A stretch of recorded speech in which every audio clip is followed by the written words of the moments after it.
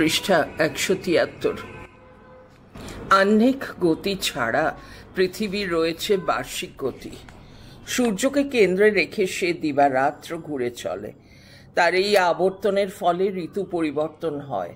তার এক অবস্থান থেকে সেই অবস্থানে ফিরে আসতে সময় লাগে ৩৬৫ দিন, ৫ ঘন্টা, ৪৮ মিনিট, ৪৫ সেকেন্ড। স্থূল হিসেবে ৩৬০ দিন। পৃথিবীর অক্ষরেখা ভূবিষুবের সমতলের ওপর লম্বভাবে অবস্থিত। ভূবিষুবের গতির বেগের সঙ্গে পৃথিবীর অক্ষরেখা লাটিমের মতো আবর্তন ক্রমে ঘুরতে থাকে। এই ঘূর্ণনের বার্ষিক গতি ৫০.২ সেকেন্ড। সুতরাং ৩৬০ ডিগ্রি ঘুরতে তার সময় লেগে যায় প্রায় ৭২ বছর। এই গতি পশ্চাৎ গতি, তাই অয়নের ৭২ বৎসরে মাত্র ১ ডিগ্রি পশ্চাৎ গমন হয়। সুতরাং সম্পূর্ণ রাশিচক্র ঘুরতে সময় নেয় ৩৬০ গুণিত ৭২ সমান চিহ্ন ২৫,৯২০ বছর, ২৫,৯২০ বছর। পৃষ্ঠা ১৭৪। আকাশপথে সূর্যের বার্ষিক গতিকে ১২টি খণ্ডে বিভক্ত করা হয়েছে। এরা কর্কট ক্রান্তি ও মকর ক্রান্তি, দুই অংশে ৬টি করে রাশি সজ্জিত। কর্কট থেকে মকর ক্রান্তি পর্যন্ত সূর্যের গমনাগমন সীমাবদ্ধ। তদনুযায়ী গ্রীষ্ম ও শীত নিয়ন্ত্রিত হয়। বায়ু প্রবাহও এর দ্বারা নির্ধারিত হয়। গ্রীষ্মের পর আসে বর্ষা, শীতের পর বসন্ত। প্রকৃতিতে বাকি দুটি ঋতুর প্রভাব সেভাবে অনুভূত হয় না। ঋক সংহিতায় ৫টি ঋতুর উল্লেখ আছে। ঋগ্বেদের পঞ্চম মণ্ডলে পাই মাত্র ৩ ঋতুর কথা: শীত, গ্রীষ্ম ও বর্ষা। প্রতিটির অবস্থানকাল ধরা হয়েছে ৪ মাস করে। তৈত্তিরীয় সংহিতায় মাসের নামগুলি যথাক্রমে এইভাবে উল্লেখিত হয়েছে: শুক্র, সূচি, নভস, নভস্য, ঈশ দীর্ঘই মূর্ধন্য ষ, ঊর্জ দীর্ঘবর্গীয় জয় রেফ, সহস, সহস্য, মধু ও মাধব। এই সংহিতাতে বর্ষ সূচনা ধরা হয়েছে ফাল্গুনী পূর্ণিমা থেকে। শতপথ ব্রাহ্মণও একথা সমর্থন করে। পরে চৈত্র মাসই হয় বৎসরের প্রথম মাস। গুপ্তযুগে মার্গশীর্ষ অর্থাৎ অগ্রহায়ণ থেকে বছর শুরু ধরা হতো। বর্তমানে বাংলা বছরের সূচনা ধরা হয় বৈশাখ থেকে। জ্যোতিষগ্রন্থগুলিতে গ্রহগণ বিশিষ্ট স্থান অধিকার করে আছে। অসীম মহাকাশে অসংখ্য গ্রহ তারা নক্ষত্র থাকলেও জ্যোতিষশাস্ত্র মাত্র ৯টি গ্রহ ও ২৭টি নক্ষত্রকে মানুষের ভাগ্য ও শুভাশুভ ফলের জন্য দায়ী করেছে। এই নবগ্রহ হল রবি, চন্দ্র, মঙ্গল, বুধ, বৃহস্পতি, শুক্র, শনি, রাহু ও কেতু। এই সবকটি গ্রহ যে বিশেষ ক্ষণে একত্রিত হয় তাকে বলে নবগ্রহ যোগ। কোনো ভয়ঙ্কর কাণ্ড ঘটবার সেটাই নাকি প্রশস্ত সময়। গ্রহগণ কুপিত হলে জাতকের নানা কাজে বাধা বিঘ্ন আসে। কখনো কখনো মৃত্যুও ঘটতে পারে। গণক ঠাকুররা তাই গৃহস্থদের বারবার গ্রহ শান্তির কথা বলেন। কোনো কোনো গাছের শিকড় কিংবা নানা রঙের বিভিন্ন নামী ও পাথর গ্রহ শান্তির জন্য দৈবজ্ঞরা ব্যবহার করে থাকেন। জ্যোতিষগ্রন্থ অনুসারে গ্রহদের মধ্যে পুরুষ, নারী ও ক্লীব লিঙ্গের ভেদ রয়েছে। যেমন রবি, মঙ্গল ও বৃহস্পতি হলেন পুরুষ। স্ত্রী গ্রহ হচ্ছে চন্দ্র ও শুক্র। আর ক্লীব গোত্রে পড়ে বুধ ও শনি। রাহু ও কেতু আদৌ লিঙ্গসীমার মধ্যে পড়ে না। গ্রহদের আবার বর্ণভেদ আছে। বৃহস্পতি ও শুক্র হলেন ব্রাহ্মণ, মঙ্গল ও রবি ক্ষত্রিয়, চন্দ্র একা বৈশ্য বলে গণ্য। বুধ হলেন শূদ্র এবং শনি অন্তজ। এখানেও রাহু ও কেতু বর্ণহীন দলছুট। ফলিত জ্যোতিষের চর্চাকারীরা গ্রহের প্রকৃতি ও মানব শরীরে তাদের অধিকার প্রসঙ্গে কিছু কথা বলে থাকেন, যার সঙ্গে জ্যোতির্বিজ্ঞানের ধারণার কোনো সঙ্গতি নেই। পৃষ্ঠা 175। প্রকৃতি অনুসারে গ্রহগণ 4 ধরনের: গম্ভীর, প্রৌঢ়, যুবা ও বালক। প্রথম প্রকারের মধ্যে পড়েন শনি, রবি ও বৃহস্পতি। প্রৌঢ় হলেন চন্দ্র ও শুক্র। যুবা ও বালক যথাক্রমে মঙ্গল ও বুধ। এ তালিকা থেকেও বাদ পড়েছেন রাহু ও কেতু। কার কেমন দৃষ্টি তারও নির্ধারণ করা হয়েছে জ্যোতিষে। ঊর্ধ্বদৃষ্টি হল রবি ও মঙ্গলের, অধোদৃষ্টি শনি, রাহু ও কেতুর, সমদৃষ্টি বৃহস্পতি ও চন্দ্রের এবং বক্রদৃষ্টি বুধ ও শুক্রের। মানবদেহে কার কোথায় অধিষ্ঠান? রবির নাদ চক্রে, চন্দ্রের বিন্দু চক্রে, মঙ্গলের লোচনে, বুধের হৃদয়ে, বৃহস্পতির উদরে, শুক্রের বীর্যে, শনির নাভিদেশে, রাহুর মুখে এবং কেতুর হাতে ও পায়ে। সাম, দান, দণ্ড ও ভেদ, এই 4 প্রকারে যেমন রাজারা শাসন করেন, তেমনি নবগ্রহের প্রকৃতি অনুযায়ী তাঁরা 4 নীতির অধীশ্বর। যেমন বৃহস্পতি ও শুক্রের সামনীতি, চন্দ্রের দান নীতি, মঙ্গল ও রবির দণ্ডনীতি এবং বেদ নীতির অধীশ্বর 4 জন: বুধ, শনি, রাহু ও কেতু। গ্রহগণের ভিন্ন তুঙ্গস্থানও নির্দেশিত হয়েছে, যা রাশি কেন্দ্রিক, যথা রবির মেষ, রাহুর মিথুন, বুধের কন্যা, কেতুর ধনু, শুক্রের মীন, চন্দ্রের বৃষ, বৃহস্পতির কর্কট, শনির তুলা এবং মঙ্গলের মকর রাশি। গ্রহগুলির সঙ্গে উক্ত রাশিগুলির সহযোগ ঘটলে জাতকের নানাবিধ সুখ, সম্পদ, সম্মান, অর্থ, ভূমি, সন্তান ইত্যাদির প্রাপ্তিযোগ হয়। এই তুঙ্গ থেকে অবতরণ করে যদি গ্রহগণ 7ম স্থান স্থিত রাশিতে প্রবেশ করেন, তখন জাতকের দুঃখ, অসম্মান, দেশত্যাগ, বিবাদ প্রভৃতি অশুভ ফলের সঞ্চার হয়।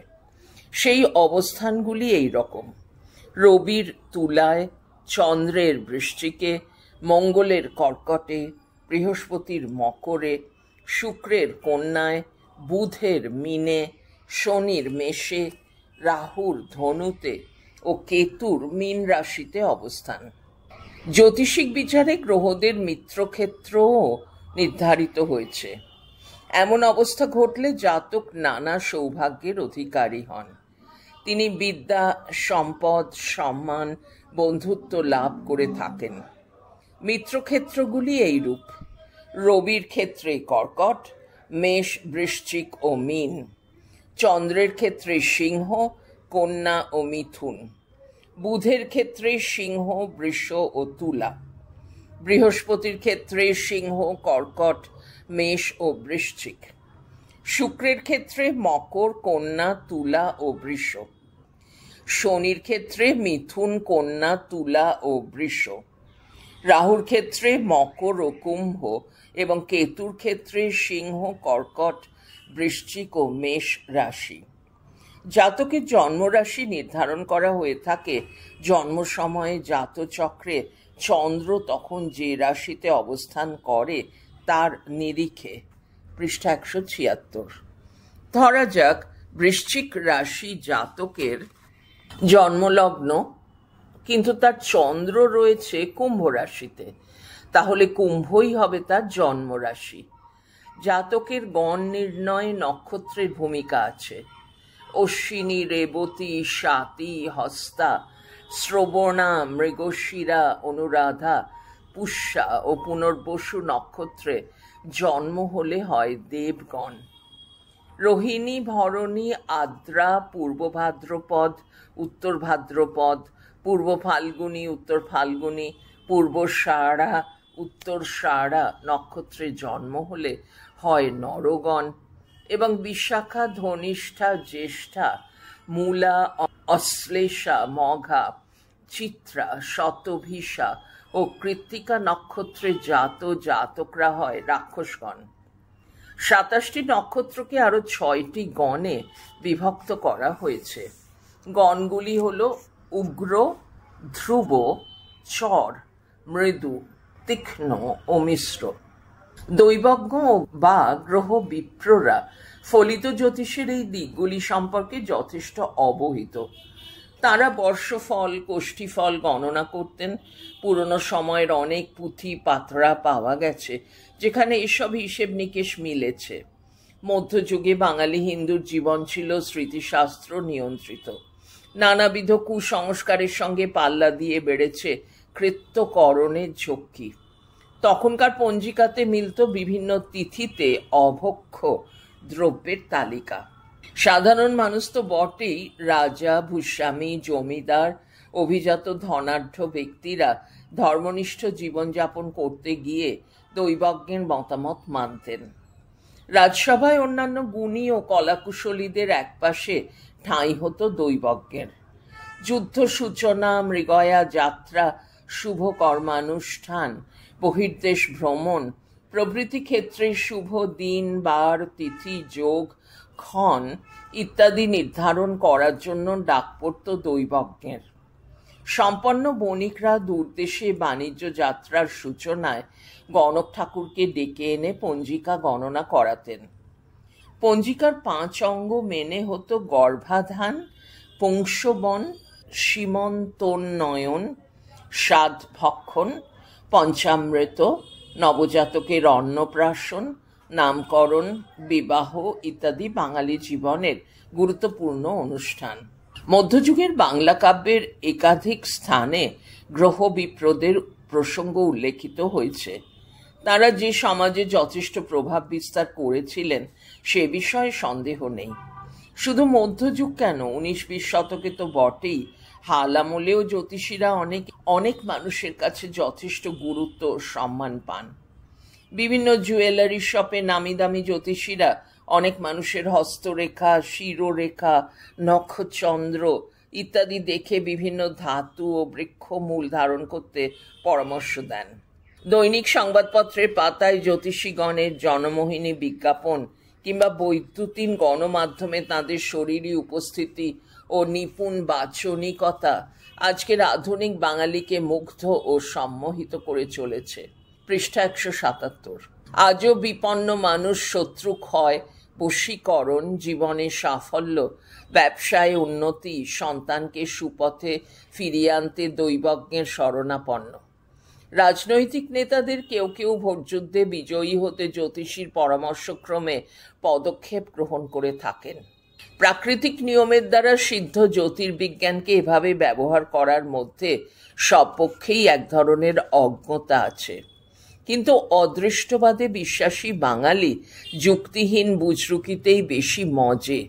যাই হোক, এই জ্যোতিষী তথা দৈবজ্ঞরা মধ্যযুগের বাংলা সাহিত্যে কিভাবে উপস্থাপিত হয়েছেন পরবর্তী অংশের আলোচনায় সেটাই হবে আমাদের মুখ্য অভিনিবেশ। মানুষ ত্রিকালের মধ্যে বাঁচে। তার স্মৃতি আশ্রয় করে আছে অতীতকে, বর্তমানকে ছুঁয়ে আছে তার নিত্য নবায়মান সত্তা, আর সে তাকিয়ে আছে ভবিষ্যতের দিকে। এই ভবিষ্যৎটা তার একেবারে অজানা। অতীতের স্মৃতি আর বর্তমানের অভিজ্ঞতা দিয়ে সে ভবিষ্যৎ সম্পর্কে একটা ধারণা করে বটে, সবসময় সেই ধারণা খাপে খাপে মিলে যায় না। তাই সমৃদ্ধ, সুখী, সম্পন্ন ভবিষ্যৎ গড়তে মানুষ চিরকাল আগ্রহী হয়েছে এবং সে বিষয়ে অগ্রিম যা করণীয় কৃত্য তা পালন করতে চেয়েছে। মুশকিল হচ্ছে যে ভবিষ্যৎ চিরকালই অজানার অন্ধকারে ঢাকা। তাকে জানা সাধারণ মানুষের পক্ষে সম্ভব নয়। সেজন্য মানুষ এসব ক্ষেত্রে সবসময়ই স্মরণ নিয়েছে সেই সব মানুষের যারা ভবিষ্যৎ দ্রষ্টা হিসেবে খ্যাত। এদের এই দিব্যদৃষ্টির লাভ বিশেষ বিদ্যা অনুশীলনের ফল। তত্ত্বত এটি জ্যোতির্বিদ্যা হলেও জনসমাজে তা উপনীত হয়েছে জ্যোতিষ শাস্ত্র হিসেবে। সমাজে জ্যোতিষ ও জ্যোতিষীর প্রভাব পুরাতন থেকে সদ্যতন সব কালেই সমানভাবে বিরাজমান। সাহিত্য যেহেতু সমাজ বাস্তবতাকে ধারণ করেই আবির্ভূত হয়, তাই তার মধ্যেও জ্যোতিষী বা দৈবজ্ঞদের দেখা মেলে। অদৃষ্ট ও কর্মফলবাদী ভারতীয় মানসিকতাতেই কেবল নয়, প্রাচীন গ্রিসেও ভবিষ্যৎ বক্তাদের উপস্থিতি চোখে পড়ে। প্রখ্যাত নাট্যকার সফোক্লিসের লেখা অইদিপাউস টিরেনাসে একজন ভবিষ্যৎ দ্রষ্টার কথা আছে, যার নাম টাইরেসিয়াস। পৃষ্ঠা 178। তিনি রাজা অইদিপাউসকে তার মর্মন্তুদ ভবিষ্যতের কথা জানিয়েছিলেন। রানী ইয়োকান্তার মুখ থেকে জানা যায়, রাজা লেইয়াস শুনেছিলেন এক ভীষণ ভবিষ্যৎবাণী। গ্রিক পুরাণের কাহিনীতেও বেশ কিছু ভবিষ্যৎবাণীর প্রসঙ্গ আছে। মধ্যযুগের বাংলা সাহিত্যের সব শাখাতে না থাকলেও মঙ্গল কাব্যগুলিতে নির্দিষ্ট কয়েকটি উপলক্ষে দৈবজ্ঞদের দেখা মিলেছে। বাংলা মঙ্গল কাব্যগুলি ছিল বাংলার তৎকালীন সামাজিক ও লোকায়ত উপাদানে ভরপুর এক শ্রেণীর সাহিত্য সামগ্রী। মনসা মঙ্গলের হাসান হোসেন পালা ছাড়া আর সর্বত্রই হিন্দু পাত্র পাত্রীকে ব্যবহার করা হয়েছে। তাই মঙ্গল কাব্যগুলিতে যে সমাজ জীবনের চিত্র ফুটে উঠেছে তা মূলত বৃহত্তর বাঙালি হিন্দু সমাজের। কোনো কোনো মঙ্গল কাব্যে অবশ্য সমাজচিত্র সামান্য আলাদা, এবং সেটা যে কবিদের ভৌগোলিক পার্থক্যের কারণে ঘটেছে তা বেশ বোঝা যায়। মঙ্গল কাব্যের গল্পগুলির প্যাটার্ন প্রায় অভিন্ন, আর একই ধারার আখ্যানের মধ্যে বৈচিত্র্য প্রকাশের জায়গাও ছিল সংকীর্ণ। তাই কবিদের বর্ণনার মধ্যে খুব বেশি ভিন্নতা লক্ষ্য করা যায় না। একথা দৈবজ্ঞ প্রসঙ্গেও খাটে। বাঙালির তৎকালীন সমাজ জীবন ছিল গোষ্ঠীবদ্ধ। ধর্মীয় পরিমণ্ডলে তাদের দৈনন্দিন জীবন অতিবাহিত হতো। শাস্ত্রবিধির পাশাপাশি বহমান ছিল লোকাচারের বলিষ্ঠ ধারা। মানুষের জীবন অনেকাংশে অনিশ্চিত ছিল তখন, তাই ভাগ্যের ওপর তাদের নির্ভরতা বেশি। এই দুর্বলতা ছিদ্রপথেই দৈবজ্ঞ, গণক, ওঝা, গুণিন, বুজরুকিতে সমর্থ ব্যক্তি সমাজে চাঁকিয়ে বসতে পেরেছিল। গণকদের কাছে লোকে হাত দেখাতে যেত। ঋষ্টি বৈষ্ণরায় হস্যই, মধ্যাহ্ন শয়টায় হস্যই। ঋষ্টি যোগ থাকলে শান্তি সস্তায়নের ব্যবস্থা করত। সন্তান হলে কোষ্ঠী ঠিকুজি বানাত। বিবাহের সময় জোটক বিচার, লগ্ন নির্ধারণ করে দিতেন এঁরাই। বণিকের বাণিজ্য যাত্রার দিনক্ষণও এঁদের দ্বারা নির্ণীত হতো। প্রায় প্রতিটি মঙ্গল কাব্যেই ঘুরে ফিরে এই একই প্রসঙ্গ এসেছে। একটা ব্যাপার লক্ষ্য করা গেছে যে দৈবজ্ঞরা যে ভবিষ্যৎবাণী করেছেন, পরবর্তী সময়ে জাতকের জীবনে তা কাঁটায় কাঁটায় মিলে গেছে। এ কি জ্যোতিষের প্রতি কবিদের প্রশ্নহীন আনুগত্যের ফল, নাকি পূর্বজ্ঞাত কাহিনীর সঙ্গে মিলিয়ে দৈবজ্ঞের ভবিষ্যৎ কথনকে নির্মাণ করা? যে পথ ধরেই আসুক না কেন, কাব্যের পাঠক কিংবা শ্রোতারা এসব কাহিনী আস্বাদন করে আরও বেশি ভাগ্যবিশ্বাসী হয়ে উঠত। তবে কাব্যে এমন দৃষ্টান্তও আছে যে জ্যোতিষীর বচন মনঃপুত না হওয়ায় আশাহত ব্যক্তি দৈবজ্ঞকে অপমান করে তাড়িয়ে দিয়েছেন। পৃষ্ঠা 179। এ কি অনাগত দুর্ভাগ্যকে তাড়ানোর কোনো প্রতীকী আয়োজন? তাতে যে অদৃষ্টকে পাল্টানো যায় না কাহিনীর অগ্রগতিকে, সেটা বোঝা গিয়েছে। এতে অদৃষ্টবাদী বাঙালি সমাজে আরও গভীর প্রভাব বিস্তার করেছে গণক, দৈবজ্ঞ, তাদের জ্যোতিষ বচন ও অশুভ যোগ কাটানোর কর্মকাণ্ড। দৈবজ্ঞ কেন্দ্রিক সাহিত্যের আলোচনা চণ্ডীমঙ্গলের কবি মুকুন্দ চক্রবর্তী দিয়েই শুরু করা উচিত, যেহেতু তিনি গ্রহ বিপ্রদের স্বতন্ত্র এক শ্রেণী বলে গণ্য করেছেন। প্রসঙ্গটি এই: দেবী চণ্ডীর কৃপায় কালকেতু গুজরাটের বন কেটে নগর পত্তন করেছেন। প্রবল বন্যায় ভাসমান কলিঙ্গ রাজ্য থেকে দলে দলে মানুষ এসে আশ্রয় নিচ্ছে গুজরাটে। নানা গোত্রের ব্রাহ্মণরা আসছেন একে একে। তাঁদের মধ্যে উদ্ধৃতি শুরু: গুজরাট এক পাশে, গ্রহ বিপ্রগণ বৈশে, বর্ণদ্বিজগণ মঠপতি দাঁড়ি, দীপিকা ভাস্বতী ধরে, জ্যোতিষ বিচার করে, বালকের লিখয়ে জায়াতি। দুই দাঁড়ি উদ্ধৃতি শেষ। গ্রহবিপ্র বা গণকরা গ্রহাচার্য নামে খ্যাত ছিলেন। গ্রহজামলে তাঁরা 21টি নামে পরিচিত, যার মধ্যে কয়েকটি হল সাম্বাৎসর, দ্বিজশ্রেষ্ঠ, ব্রাহ্মনেত্র, ঘটক, সর্বশাস্ত্র বিশারদ, নমস্য, ষটকর্মা, মৌহূর্তিক, জ্ঞানী, কার্তান্তিক ইত্যাদি। এখানে দীপিকা ও ভাস্বতী হল দৈবজ্ঞ সমাজে প্রচলিত দুটি বিশিষ্ট জ্যোতিষ গ্রন্থের নাম। প্রথমটি রচয়িতা শ্রীনিবাস, দ্বিতীয়টি লিখেছেন শতানন্দ। এটি বরাহমিহিরের সূর্য সিদ্ধান্তের সহজ ভাষ্য। কবি কঙ্কনের চণ্ডীমঙ্গলে আরও বেশ কয়েক জায়গায় দৈবজ্ঞের উপস্থিতি ঘটেছে।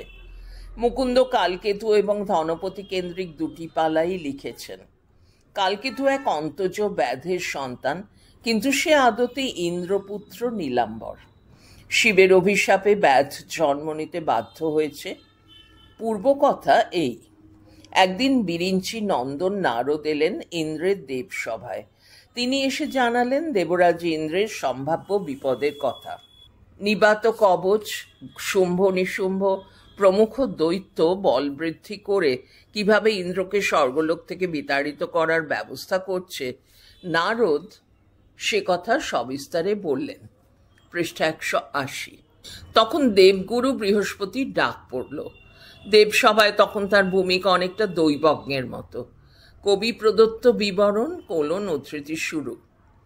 বৃহস্পতি বসিলেন লইয়া পাঁচি পুঁথি দাঁড়ি, বিচার করিল শুভ বার শুভ তিথি দুই দাঁড়ি, শুভ যোগ করিল নক্ষত্র শুভ দিন দাঁড়ি, আছয়ে অনেক গুণ দোষ মাত্রহীন দুই দাঁড়ি উদ্ধৃতি শেষ। অতঃপর গুরু বৃহস্পতির দেওয়া বিধান অনুযায়ী ইন্দ্র শিব পূজা করতে মনস্থ করে পুত্র নীলাম্বরকে পাঠালেন ফুল তুলতে। কাজে অবহেলা হলো নীলাম্বরের। দেবী চণ্ডী পুষ্পকীট হয়ে লুকিয়ে রইলেন ফুলের পাপড়িতে। শিবের মাথায় সেই পুষ্প অর্ঘ্যস্বরূপ নিবেদিত হতে দেবী দিলেন এক কামড়। শিব রুষ্ট হয়ে নীলাম্বরকে অভিশাপ দিলেন ব্যাধ ধর্মকেতুর ঘরে জন্মাতে। নীলাম্বরের জন্ম হলো কালকেতু রূপে নিদায়ার গর্ভে। সেই ব্যাধ নন্দনের নামকরণ প্রসঙ্গে আবার কাহিনীতে প্রবেশ ঘটেছে দৈবজ্ঞের। কবি লিখেছেন উদ্ধৃতি শুরু: দৈবজ্ঞ আনিয়া নাম থুইল কালকেতু দাঁড়ি, গণকে দক্ষিণা দিল কল্যাণের হেতু দাঁড়ি উদ্ধৃতি শেষ। এ থেকে দৈবজ্ঞের একটি বিশেষ ভূমিকার কথা জানা যাচ্ছে। কোনো জাতক বা জাতিকার শাস্ত্রসম্মত নামকরণ করতেন তাঁরা, এজন্য তাঁরা উচিত দক্ষিণা পেতেন। আখেটিক পালাতে আর এক জায়গায় গণক প্রসঙ্গ আছে। কালকেতুর বাল্য ক্রীড়া অংশে দেখা যায় ব্যাধ নন্দনকে তার কুলবৃত্তিতে দীক্ষা দেওয়ার জন্য গণক ঠাকুরকে আহ্বান করে আনা হয়েছে। ধর্মকেতু গণকে আনিয়া ঘরে শুভ দিন শুভ বারে ধনু দিল ব্যাধ সুতো করে দাঁড়ি উদ্ধৃতি শেষ। পড়া চলছে পরের ফাইলে।